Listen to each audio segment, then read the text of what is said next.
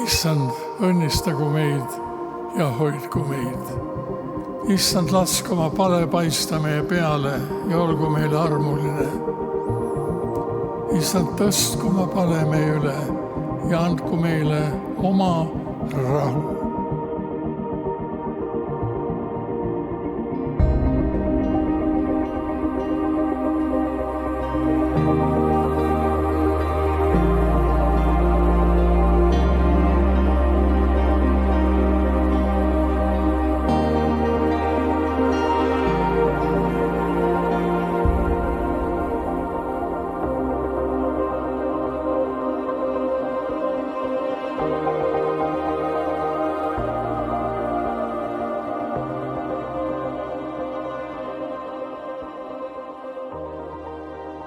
Samamoodi võiks küsida, kui ühtne on mõni perekond.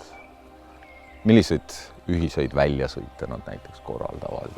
Traditsioonid võivad olla erinevad, aga meie oleme kinni Jeesuse soovist minge maailma kuulutage evangeeliumi kogu loodule.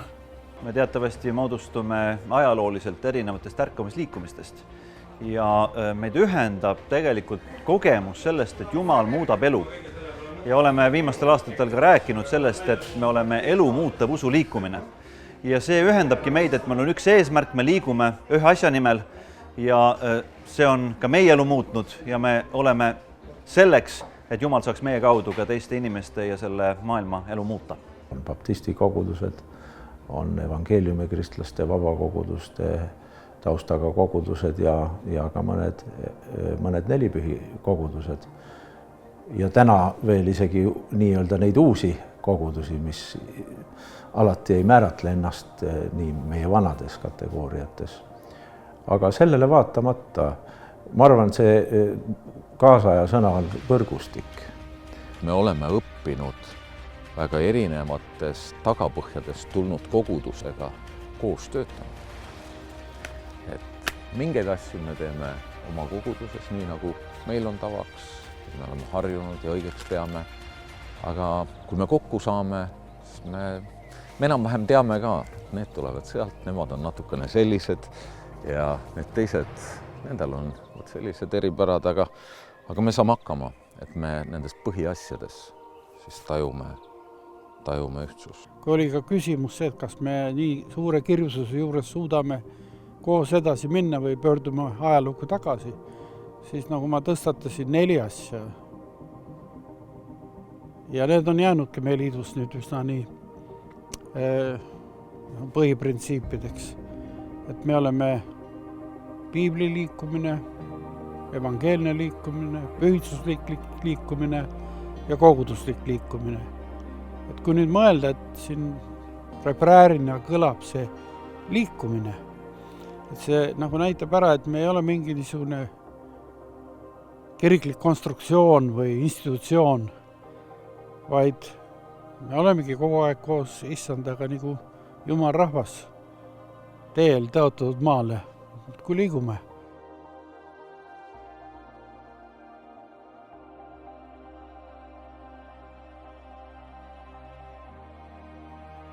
Piibel on meie ainus ja viimne autoriteettekst. Kõik usuliikumised, kõik usundid isegi omavad teatud tekste, mida võib nimetada autoriteettekstideks. See tähendab, et me elu tõlgendame, maailma näeme vastavalt sellele, mida see tekst ütleb. Ja piibli liikumine on see, et me põhjendame oma elu, me põhjendame oma moraali, me põhjendame oma usulisi väiteid ja veendumusi ja kuulutus sellega, mis piibel endas kätkeb. Ja loomulikult me näeme piiblit läbi Jeesuse Kristuse, kes on piibli kõige kesksem kuju. Selle tõttu on Uus Testament meile oluline.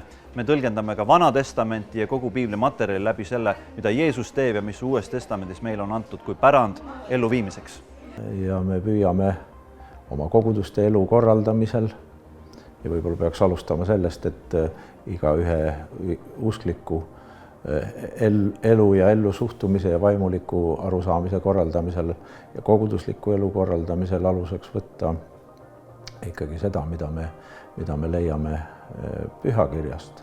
On kirikuid, kus piiblit võivad õpetada ainult teoloogiaharidusega, magistrid, doktorid. Alla selle nagu ei saagi ordinatsiooni. aga me usume niimoodi, et piibel on ikka nii kirjutatud, et iga lihtne inimene saab ka aru ja soovitav on ja me püüdleme selle poole ja see on ka ajaloos nii olnud, et iga koguduse liige uurib ise piiblit, loeb seda, võtab seda oma elu aluseks ja põhimõtteks. Ja muidugi on ju erisusi ja inimesed on laisemad ja pergemad selles asjas, aga siiski see ongi tajutav, et selles asjas meil on ühine meel, et piibel on kõige alus. Me läheme tagasi nende põhimõtete juurde, mis lähtuvad eelkõige pühakirjast, Uuest Testamendist ja mitte niivõrd kiriklikust traditsioonist. Ilma nagu Jumala sõna sellise ilmutuseta, siis jääbki meil ainult mõelda sellele, kuidas mina tahaksin, mida mina tahaksin. Aga kristlik usk on eelkõige seda, millele on Jumal mõelnud, mida on Jumal plaaninud.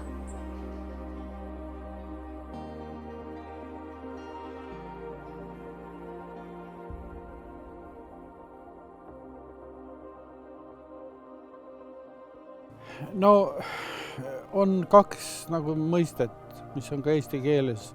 On kirik ja on kogudus. Ja kiriku all mõistetakse hoonet, torne, aga ka tavaliselt hierarhilist mingit süsteemi, mis on Kristuses ka üsna tuntud ja levinud, et kiriku mõiste all. Aga kogudus on ikkagi meie arust nagu see alus, selle tõttu kogudusest kõrgemat autoriteeti nagu ei ole. Koguduse üldkoosolek on autoriteet sisekorralduslikus asjades. Kõik muud liidud, liidu presidendid, seal vanemate kogud, juhatused, need on niisugused venalikud nõuandvad organid.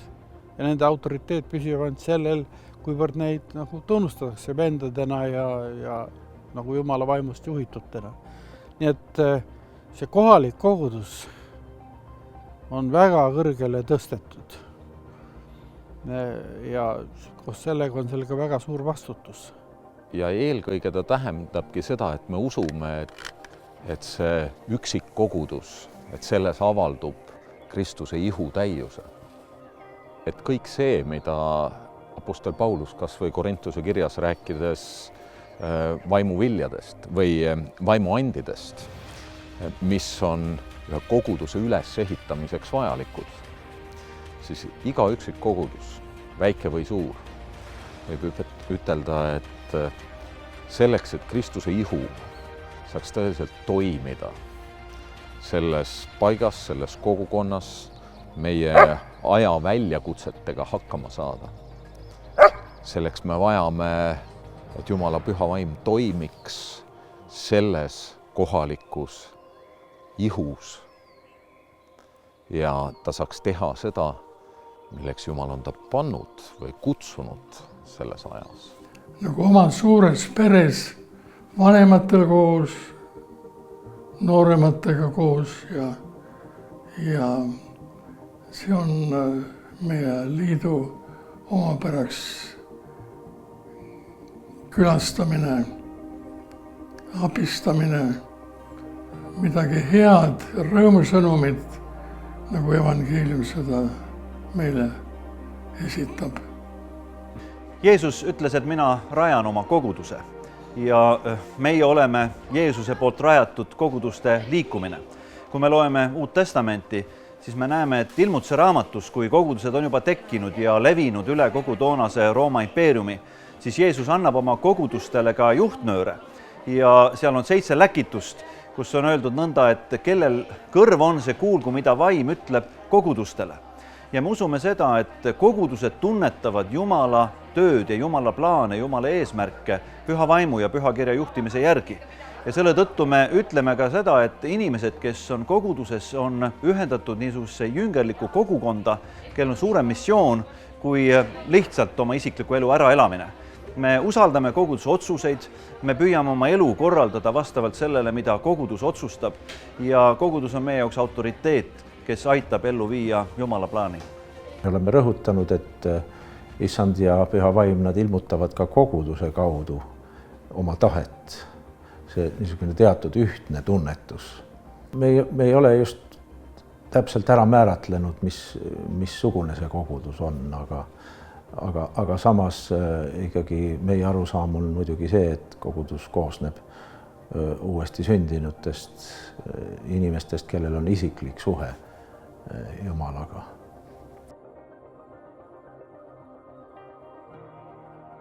Meie koguduste nagu liidu vanemad osad, Prii liikumine ja baptisti liikumine, nad kasvasid välja Läänemaa ärkamisest ja ka ütleme sellest siin Liivimaal Riia koguduste mõjust, baptisti koguduste mõjust. Ja see foon oli üldkristlik tol ajal. Kõik olid ristitud ja kõik olid ristinimesed ühiskonnas. Aga see kontrast selle vahel, mis nüüd inimesed nagu väitsid või ühiskond oli ja tegelik elu vahel oli väga nagu suur. Ja ärkamine sündiski sellest nagu olukorras ja tõi inimesed nagu patu tundmisele, meeleparandusele ja ka pühitsuse mõttele. Ja mis need esimesed nagu suured asjad, millest nagu tunti, et nüüd peabki vabanema, oli joomine, vargused, kõik, mis halba üldse võib olla, niisugust lodev elu ja toimusid muutused, ka kultuurilised muutused. Aga nüüd pühitsus täna sügavamas mõttes on ikkagi see, mida Jeesus ütleb, et oleksite täiuslikud, nagu teie taevane isa on täiuslik. Kuulaja saab aru, kas mees, kes evangeeliumi kuulutab rõõmusõnumid, on ka ise selles sees või filosofeerib teda sõnumid. Et see, mida Jumala sõna räägib iga kristlase kohta või iga Jeesuse järgija kohta, me võtame seda väga isiklikult ja et see päriselt kehtibki igaühe meie kohta. Et see on väljakutse meile igale ühele. Tegelikult lihtsamini võiks seda väljendada, et kui Jeesus kutsus jüngreid, ta ütles, tulge järgige mind ja mina teen teist. See tähendab, Jeesus kutsub meid iseenesega osadusse ja temaga osaduses olemine, temaga suhe muudab meid selles temaga koos liikumises, elamises. Me muutume, saame rohkem sellisteks inimesteks, nagu Jumal on parimal viisil meid mõelnud. Pühitsus on midagi niisugust piiblis, mis räägib, et keegi või miski on eriline. Ja kui me vaatame seda, mida Jumal on tegemas inimeses, mida Jumal on tegemas perekonnas, mida Jumal on tegemas koguduses, oma kuningriigis, siis me märkame seda, et see on midagi erilisemat kui see, mis lihtsalt maailmas leidub. Kui loeme seda, mida piibel ütleb, mis peaks siis tulema esile, on Jeesuse sarnasus, Jeesuse järgimine ehk jüngerlus.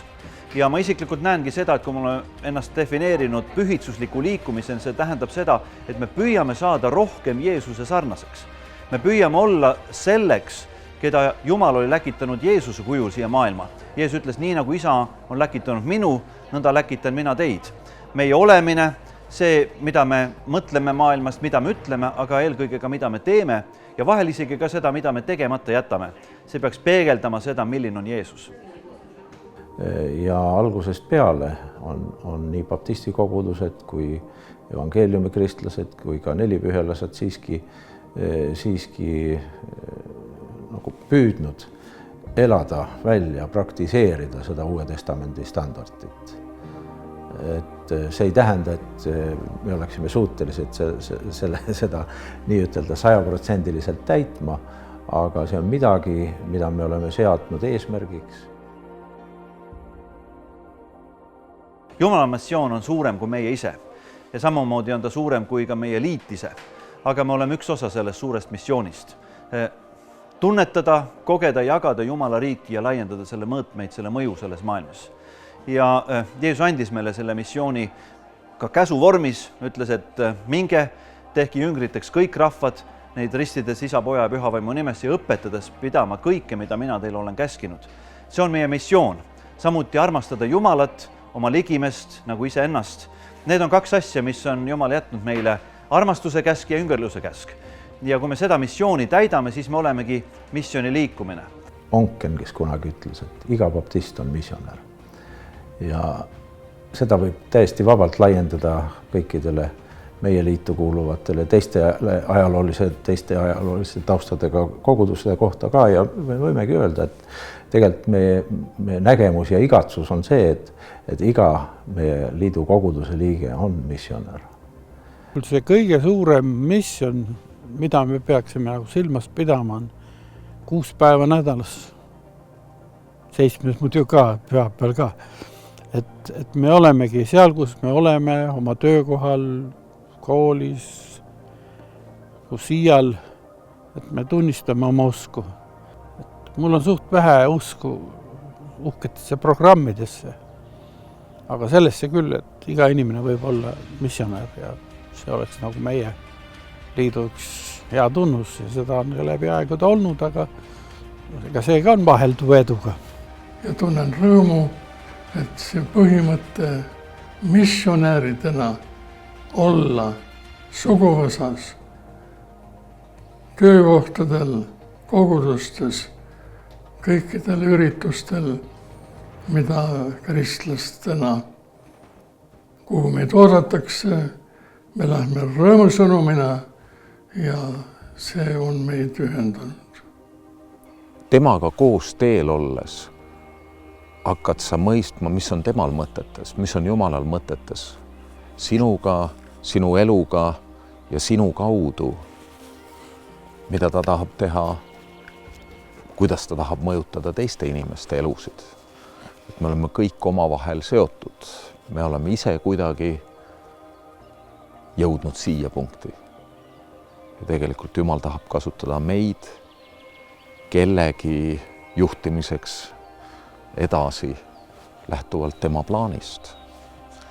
Et ma arvan, et see missiooni liikumise mõte, et see ei ole mitte ainult evangeelium, vaid et Jumala vastused inimeste elude jaoks läbi igaühe meist. Kui me ise kuuleme ära, mida Jumal räägib meile ja mida Jumal tahab meie kaudu kõneleda teiste inimeste eludesse, selle kogukonna või ühiskonna ellu. Ja eelkõige see, et Jumal, sinu tahtmine sündigu, sinu taevane tahtmine sündigu maa peal. Et see ongi missioon.